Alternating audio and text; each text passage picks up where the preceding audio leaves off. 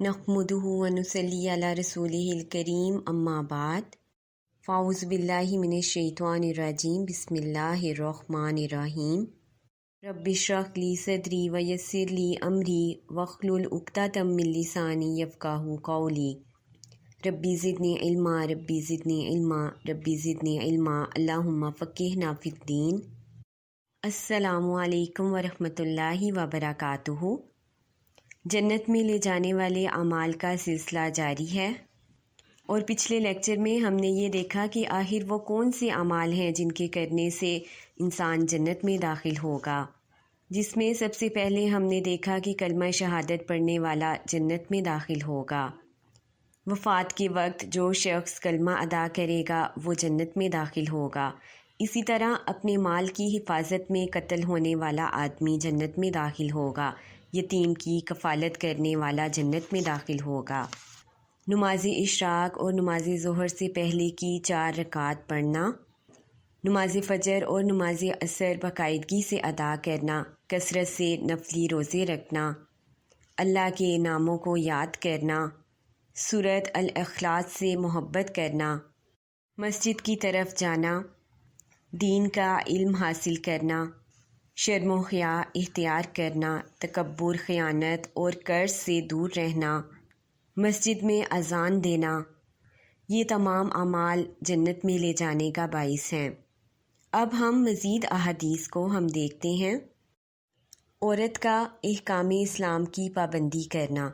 आप सल्लल्लाहु अलैहि वसल्लम ने फ़रमाया, जो औरत 5 नमाज़ें पढ़े, रमज़ान के रोज़े रखे, अपनी शर्मगाह की हिफाजत करे, अपने शोहर की अताअत करे तो वो जन्नत के 8 दरवाज़ों में से जिससे चाहे दाखिल हो जाए। इसे इब्ने हबान ने रवायत किया है। इसी तरह हज मबरूर करना। सही बुखारी से रवायत है, हज मबरूर करने वाला जन्नत में दाखिल होगा और ये ऐसा हज है जिसे अल्लाह कबूल कर ले।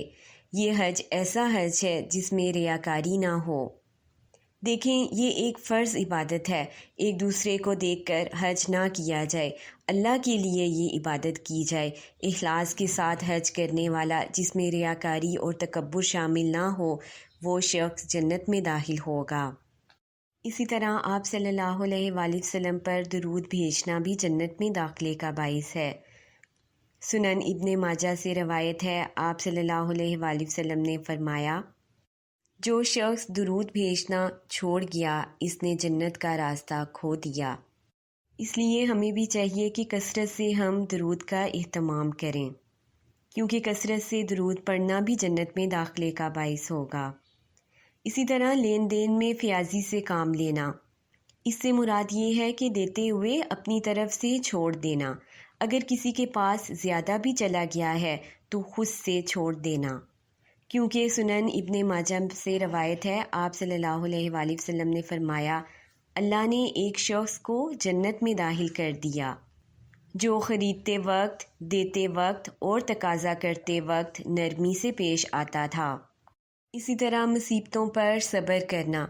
सुनन इब्ने माजा से रवायत है, हदीस कुदसी है, इब्ने आदम, अगर तू सदमे के शुरू में सब्र करेगा, सवाब की नियत करेगा, तो मैं तुझे सवाब में जन्नत ही देना पसंद करूँगा।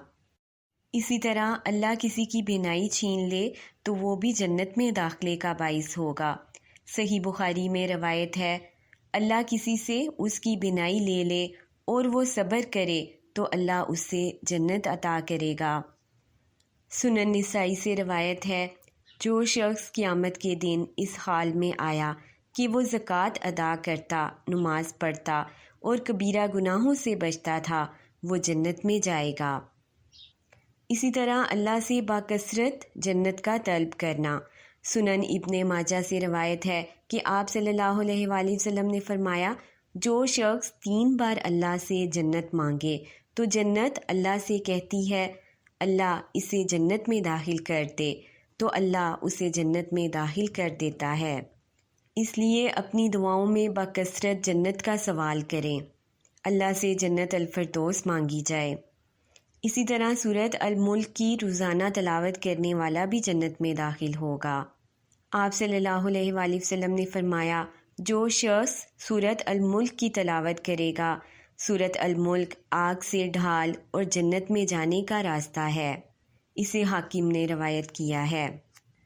جامعہ ترمذی سے روایت ہے، جس شخص کی 2 بیٹیاں ہوں اور وہ ان کی اچھی تربیت کرے، وہ شخص جنت میں میرے ساتھ ہوگا۔ اسی طرح ایک حدیث میں 3 بیٹیوں کا بھی ذکر ہے۔ سنن نسائی سے روایت ہے، ماں کی خدمت کرنا بھی جنت میں داخلے کا باعث ہے۔ ایک صحابی نے آپ صلی اللہ علیہ وآلہ وسلم سے پوچھا، جنت پانے کے لیے میں کیا کروں؟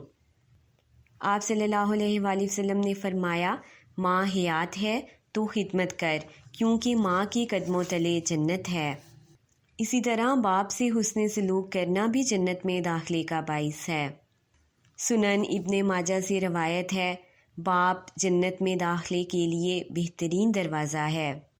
اب تم باپ کی نافرمانی کر کے اس دروازے کو ضائع کر دو یا فرمانبرداری کر کے محفوظ کر لو۔ اسی طرح نابالغ 3 بچوں کی وفات پر بھی صبر کرنا، یہ بھی جنت میں داخلے کا باعث ہے۔ صحیح بخاری سے روایت ہے، آپ صلی اللہ علیہ وآلہ وسلم نے فرمایا، جس مسلمان کی 3 نابالغ اولاد وفات پائے اور وہ اس پر صبر کرے تو اللہ اپنی رحمت سے اسے جنت میں داخل کرے گا۔ ایک اور روایت میں ہے کہ وہ بچے کھڑے ہو کر اپنے والدین کا ہاتھ پکڑ کر 8 دروازوں میں سے جہاں سے چاہیں گے داخل ہو جائیں گے۔ اسی طرح ترمذی سے روایت ہے کہ آپ صلی اللہ علیہ وآلہ وسلم نے فرمایا، جب کسی شخص کی اولاد کا انتقال ہو جاتا ہے تو اللہ فرشتوں کو بلاتا ہے اور فرماتا ہے، میرے بندے نے کیا کہا؟ جب تو نے میرے بندے کی اولاد چھین لی تو اس نے کیا کیا؟ فرشتے فرماتے ہیں کہ اس نے انا للہ و انا الیہ راجعون کہا اور حمد بیان کی۔ اللہ فرمائے گا کہ اس کے لیے جنت میں ایک گھر بنا دو اور اس کا نام بیت الحمد رکھ دو۔ اسی طرح کثرت سے استغفار کرنا بھی جنت میں لے جانے کا باعث ہے۔ سنن ابن ماجہ سے روایت ہے، آپ صلی اللہ علیہ وآلہ وسلم نے فرمایا، اس شخص کے لیے جنت کی خوشخبری ہے جس کے نامہ اعمال میں استغفار کی کثرت ہوگی۔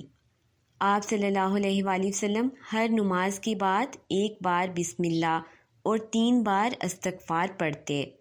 حالانکہ آپ صلی اللہ علیہ وآلہ وسلم کے کوئی گناہ نہیں تھے، لیکن امت کو تعلیم دینا تھی، استغفار کو معمولات میں شامل کر لیں، اٹھتے بیٹھتے استغفار کا اہتمام کریں، تاکہ ساتھ ساتھ ہم اپنا نامہ اعمال صاف کرتے جائیں، تاکہ جب موت کا وقت آئے تو انسان گناہوں سے پاک ہو کر جائے۔